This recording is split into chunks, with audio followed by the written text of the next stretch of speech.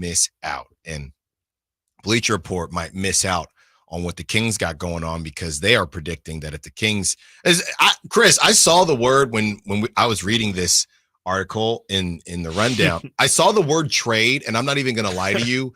It felt like it's been so long since I've even thought about a trade. It's just, it's over, right? Not just for the Kings. I'm just saying in general, it just has been, we know that there was supposed to be a dead time and then it would pick up again. I don't even check the aggregators anymore. I've just given up. I've given up the idea of not just the Kings, but really any team making a trade. Yeah, some things could pop up last minute. I mean, Dame got traded like a week before the season started, but more than likely, it's probably not going to happen until the season is kind of kicked off and maybe we're a month or so into the season. That would be my guess.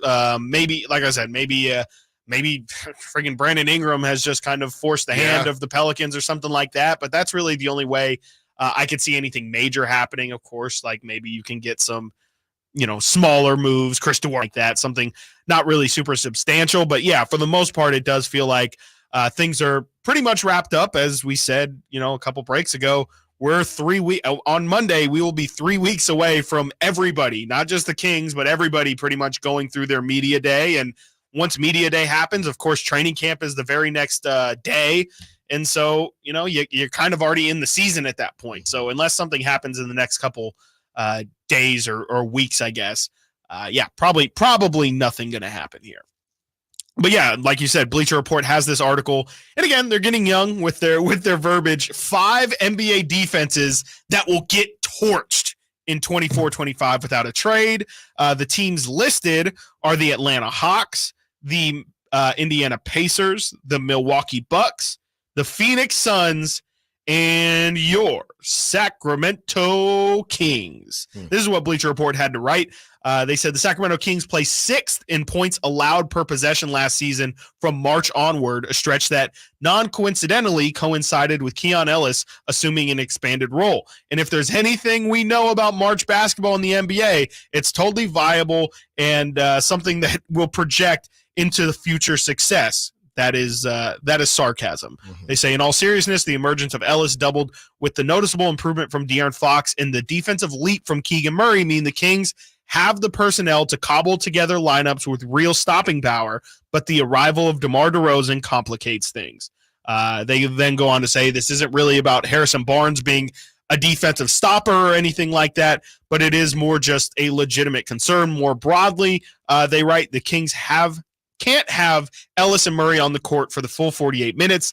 Their roster would be far more optimized with another wing or forward who doesn't shrink the floor on offense, yet ensures that they are seldom running units that don't include at least 2 noticeably above average defenders. There's a real chance the offense with DeRozan is so good it doesn't matter. And just to be clear, this isn't about him alone. Sacramento's defensive question marks relate more to the overarching lineup construction, about having enough players who do not require trade-offs at one end of the floor. And that really ties into something we talked about in the middle of last year, quote from one Michael Malone, who we talked about earlier today, talking about not just having guys who are one-dimensional, not playing one side of the floor, really just mentioning that the Kings need to add somebody who not only brings what they need on the offensive end, but if they more importantly need to bring something on the defensive end and be able to survive on offense as well. Well, I understand what they're saying, and I'm sure there's similar situations for the rest of the teams that they mentioned. But as far as the Kings are concerned, it just kind of is what it is at this point, and that's how it probably is for the rest of these teams. I mean, you can go out and try to get someone, but again, it's just a matter of in a trade, you're going to lose something in a trade, right? I mean, that's the point of a trade. And if it's going to be somebody that you think can really be a game changer, then let's have that conversation. Look, we've gone back and forth with the Bucks and one Bobby Portis. I mean, the Bucks, they're stuck too as far as what they're going to be able to move in a trade. The only thing I could think of, Chris, off the top of my head, is if you go back into the Kevin Huerter, if you really think that your offense is going to be good enough, right?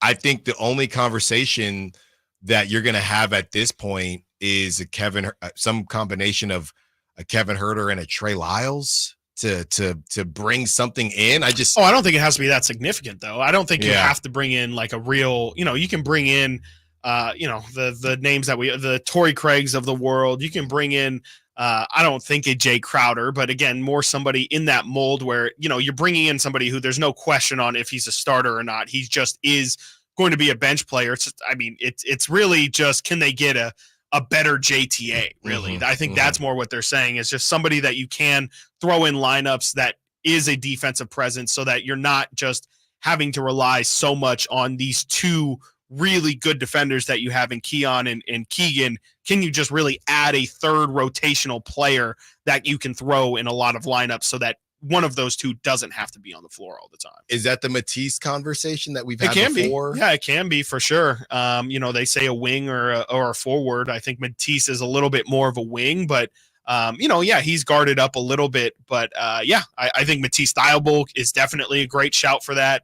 There's names all across the league. I don't think like a GP2, not that he's available, but I don't know how much a guy like that helps. I think they do need somebody who guards more of the threes and the bigger twos. I think is really the spot that they really, really need improve. But yeah, I think they can do it. But like we said earlier, I don't think it's going to happen anytime soon. I wouldn't expect it to happen before training camp. Well, and I think that's a situation where you're missing something, which they could have with McDaniels, possibly. We don't know. That's a name that they didn't throw out. That could be who the Kings are banking on.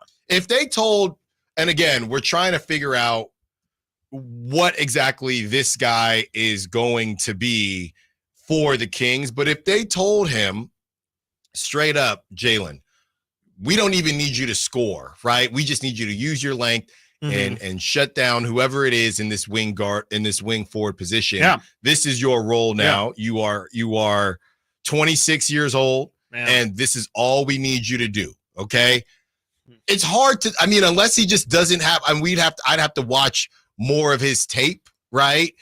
We don't even need you to be the corner three guy. You don't have to be your brother. Just, can you shut down bigger guys in the rotation? We don't even need you to do it all the time. Yeah. Just when you're called on, can you be that shutdown guy?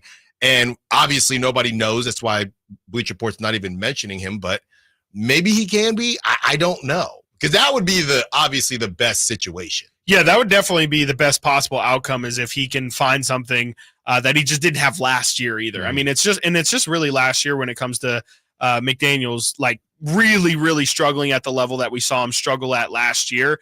We mentioned he was pretty good in Philly the year before. It was 24 games in Philly. He averaged 6 points a game, shot 40% from three on just under 1.5 per game. Like, I think that's kind of the guy that they hope for. But yeah, he's got to be able to.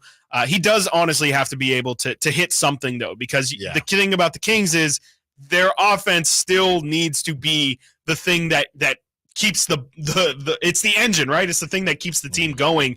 And if you're going to be just a black hole out there and you're not really going to provide anything, we've seen here in Sacramento very recently with guys like Mo Harkless, guys like KZ Okpala, you can bring a certain thing defensively, but if you're not hitting shots, we can only go to it so much before it's just, look, we have other guys that just give us more, and we'd love to lean into something defensively that can help us raise our average. But at the end of the day, if we're talking about Jalen McDaniels bringing them from a 15th to a 13th defense or something like that, maybe they just view it, or in the past they have viewed it as, well, that's not really doing much for us. We'd much rather just be 15th, or I guess really in the Kings case 20th, and make sure that our offense is to a certain level. So I think it's just Jalen McDaniels is the hopeful answer for the Kings, and he's clearly just been forgotten about, not just by them. I'll take blame for I've not talked about Jalen McDaniels this summer much at all. Yeah, and that's a guy who you talk about found money, and I know I was listening to the Drive guys. I think it might have even been last week or a couple of weeks ago, and they just talked about there was no found money on the Kings last season. Keon. Well, Keon, but from who they brought in, I guess they were saying from the Duarte didn't work out, Sasha didn't work out, but yes, Keon was the found money, and it's a tough way to kind of live, right? But you have to find those guys, and that's what the Kings are going to be built on. You have to take chances, and you got to hit on some of those chances. And I think Jalen McDaniels, it's definitely a chance. When you talk about a trade right now, I think it's just going to come down to, okay, how are we doing at the trade deadline? What position are we in? And that's what we've talked about before, Chris. Are you in a position to where this thing is cooked, or are you in a position to where it's, well, we don't want to mess up the mojo? It does get very, I always, you can tell, I'm just not really big on the trade deadline trades. One, because I think you just find yourself in a position where it's supply demand, and two, it's just a lot to add in at one time. I mean, the Pacers, they got to the Eastern Conference Finals, but really that was about who wasn't available that they had to play against. I think you make those moves, especially a move like that. That's a move for the future. Dallas did great though. Dallas did great. You know, and the year before that, the Lakers, they pretty much completely overhauled their roster and made their run as well. It's not impossible at all. I mean, I just don't think that that's I think the Kings are in a situation where they're not going big fish hunting. They're looking for the PJ Washington. They're looking for these side pieces really that can take them to or give them a different dimension. I don't even think it's necessarily taking them to another level at this point. I think it's more just, hey, can we be versatile? Do we have to only play this one note? Or like we said last year, do you have counter punches? Do you have other things you can go to? Okay, the shots aren't falling tonight. Can we maybe win this game on the defensive end? Hey, shots aren't falling tonight. DeMar DeRozan is one of the best at getting to the free throw line in the league. Can we just win this game? I don't know, at the free throw line. What a concept that would be. So I think maybe it's just about the Kings finding other pieces that they can throw into lineups so that they can be different and maybe have a big lineup, maybe have a shooting lineup, maybe have a defensive lineup, things like that. I think that's kind of what the Kings are missing right now is figuring out how to get as versatile as a roster as possible. And, I think they've definitely taken the right steps this offseason, but we just haven't seen it in action yet.